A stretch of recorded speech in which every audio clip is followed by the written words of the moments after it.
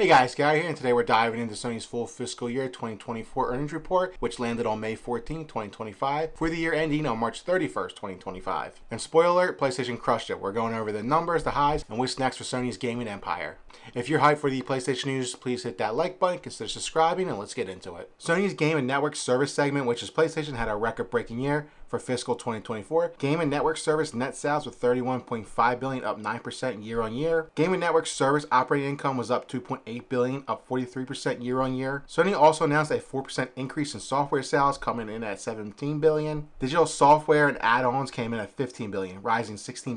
Sony sold more games over the year, reaching 303.3 million units, compared to 286.3 million during the previous fiscal year. Still, its first-party division took a little hit, selling 28.9 million units compared to the 39.7 million units it sold last fiscal year. Sony's hardware revenue dropped 6% to 10.9 billion. Still, there was a 23% increase in its network services, including PlayStation Plus, and Sony has reached 77.9 million PS5 shipped and is keeping on par with the PS4, which is a very good sign. All in all, PlayStation as a brand is absolutely killing it. And I expect console sales to pick up quite a bit. We have Death Stranding 2 coming out soon, Ghost of Yotei, Lost Souls aside. So there's a lot of good games coming up. Even with all this good news, we still have some bad news. As we've seen, Xbox has announced that they're raising prices on their console and accessories, and it looks like Sony may be doing the same thing as well. Citing tariffs, Sony CFO Lin Tao said the company currently needs to find approximately 100 billion yen, equivalent to $512 million, to make up for the impact of the current tariffs. Sony's CEO Hiroki Totoki also weighed in on the tariffs to say, "These hardwares can, of course, be produced locally. I think that would be an efficient strategy, but the PS5 is being manufactured in many areas. So whether it's going to be manufactured in the US or not, it needs to be considered going forward in such a critical situation." Could we see Sony start making PS5s here in America? Would be nice to see.